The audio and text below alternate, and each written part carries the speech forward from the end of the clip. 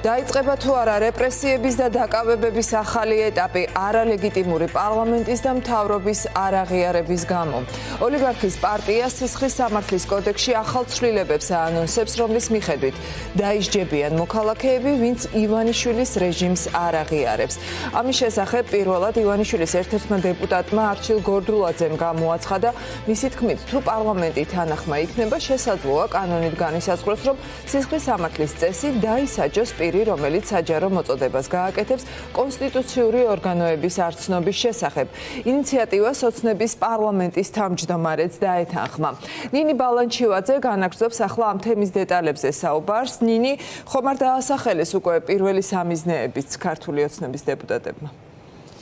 დიახ, დავიწყებ იმით, რომ ოცნების პარლამენტის თავმჯდომარემ ცოტა ხნის წინ უკვე დაადასტურა ის, რომ ივანიშვილის გუნდის წევრები ემზადებიან მორიგი ინიციატივის დასამტკიცებლად. ამაზე აქტიური მსჯელობა მიმდინარეობს გუნდში და სავარაუდოდ ახლო მომავალში უკვე ქართული ოცნება დააინიცირებს მორიგ ცვლილებებს სისხლის სამართლის კოდექსში, რომლითაც უკვე ემუქრებიან ნებისმიერ ადამიანს, ვინც გადაწყვეტს, რომ არ აღიაროს ოცნების ხელისუფლება და ამ მხრივ დღეს გამოირჩეოდა შალვა პაპუაშვილი, რომელმაც შეიძლება ითქვას, რომ პირდაპირ დაასახელა თუ ვინ შეიძლება იყოს ქართული ოცნების სამიზნე, მათ შორის არის სალომე ზურაბიშვილი, რომელთან დაკავშირებითაც მან გააკეთა განცხადება, რომ განსხვავებულ რეალობას თავაზობს ის საზოგადოებას და მან უნდა აღიაროს პრეზიდენტის ინსტიტუტი, უნდა აღიაროს ყველა კონსტიტუციური ინსტიტუტი ქვეყანაში და მათ შორის ეს უნდა აღიარონ როგორც პროდასავლურმა ოპოზიციურმა პარტიებმა, ასევე სამოქალაქო აქტივისტებმა, ნებისმიერმა ადამიანმა, ვინც ამ დრომდე არ აღიარა ოცნების ლეგიტიმაცია. დღეს ოცნების პარლამენტის თავმჯდომარე ამ ნაწილში აქცენტს აკეთებდა გერმანიასთან დაკავშირებით, რომ გერმანიაშიც აიკრძალა პოლიტიკური გაერთიანება, რადიკალური მემარჯვენე ექსტრემისტული გაერთიანება და აქაც ექსტრემისტად მოიხსენიებს ნებისმიერ ადამიანს, ვინც არ აღიარებს ქართული ოცნების ხელისუფლების ლეგიტიმაციას და პრინციპში თუ დღეს შალვა პაპუაშვილის განცხადებების მიხედვით ვიმსჯელებთ, გუშინ შემთხვევითი არ იყო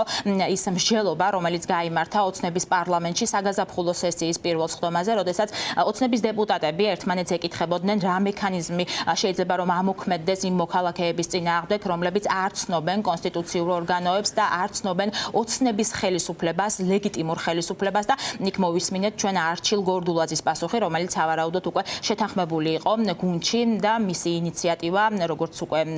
თქვენც უთხარით მაყურებელს, არის ის, რომ სისხლის სამართლის კოდექსში შევიდეს ცვლილება, რომელიც გულისხმობს იმას, რომ ნებისმიერი ადამიანის წინააღმდეგ უკვე დადგეს კონკრეტული პასუხისმგებლობა, რაც გამოიხატება პატიმრობაში, ვინც არ აღიარებს ოცნების ხელისუფლებას.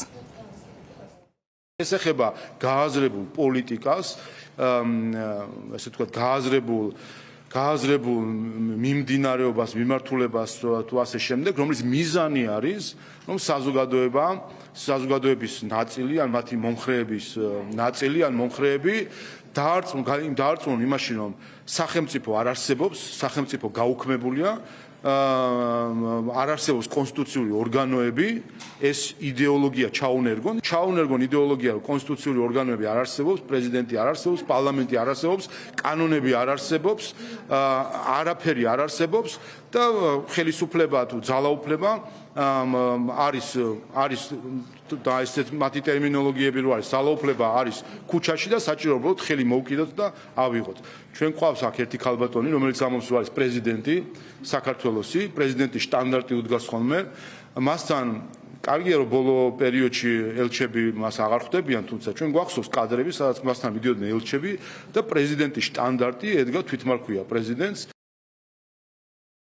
ციისთვის ოცნების მორიგი ინიციატივა ადასტურებს იმას, რომ ბიძინა ივანიშვილის რეჟიმი შეწუხებული არის იმით, რომ არც ქვეყნის შიგნით და არც ქვეყნის გარეთ ჩვენი საერთაშორისო პარტნიორები არ აღიარებენ ქართული ოცნების ლეგიტიმაციას. შესაბამისად, ისინი ყოველ ნაბიჯად ცდილობენ, რომ დაამტკიცონ ისეთი რეპრესიული კანონი, რომლითაც აღიარებას მოიპოვებენ, თუმცა ოპოზიცია თანხმდება იმაზე, რომ ვერც ამ შემთხვევაში ეს მორიგი ინიციატივა ვერ იმუშავებს საქართველოს მოქალაქეების წინააღმდეგ, ვინაიდან ყველამ ძალიან კარგად იცის მათი შეფასებით, რომ 2024 წლის საპარლამენტო არჩევნები მიიტაცა ბიძინა ივანიშვილმა. შესაბამისად, ეს ხელისუფლება ვერ იქნება ლეგიტიმური, ვიდრე არ ჩაინიშნება ახალი საპარლამენტო არჩევნები და მათ შორის არ გათავისუფლდებიან პოლიტიკური პატიმრები.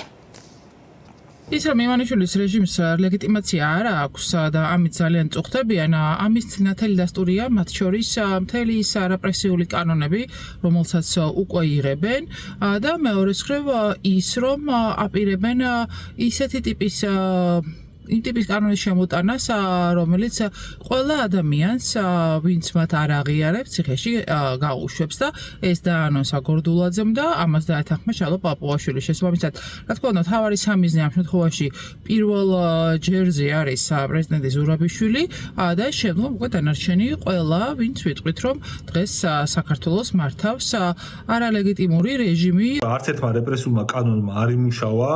ყველა რეპრესიული კანონის მიზანი იყო, რომ საბოლოო ჯამში ლეგიტიმაციის შექმნის ილუზია შეექმნათ ივანიშვილის ბანდის წევრებს, როგორც ქვეყნის შიგნით, ისე ქვეყნის ფარგლებს გარეთ, ამიტომაც მათ უწევთ უფრო და უფრო რეპრესიული კანონების მოფიქრება და მიღება და საერთოდ შევიდნენ ასეთ აბსურდში, რომ შეიძლება მიიღონ ბაზა საკანონმდებლო იმისთვის, რომ ყველა განსხვავებულ ადამიანზე შეეძლოთ, რომ უბრალოდ დაიჭირონ იმის გამო, რომ ის ხალხი არ აღიარებს ივანიშვილს და მის ბანდას, არ ცნობს კონსტიტუციის თავზე გადახევას, არ ცნობს გაყალბებულ არჩევნებს. სავარაუდოდ უკვე მომდევნო სასექციო კვირაში გახდება ცნობილი ოცნების მორიგ და ახალ ინიციატივასთან დაკავშირებით უფრო მეტი ინფორმაცია. მანამდე კი ქართულმა ოცნებამ მემაყურებელს შევახსენებ, რომ პირველი მოსმენით დაამტკიცა უკვე კანონპროექტების პაკეტი, რაც გულისხმობს საერთოდ სიტყვისა და გამოხატვის თავისუფლების შეზღუდვას ქვეყანაში და ახლა უკვე ემზადება, რომ სისხლის სამართლის კოდექსში შეიტანოს ცვლილება, რომლის მიხედვითაც ნებისმიერი ადამიანი, ვინც არ აღიარებს ოცნების ხელისუფლებას, მათ ემუქრებიან უკვე პატიმრობით.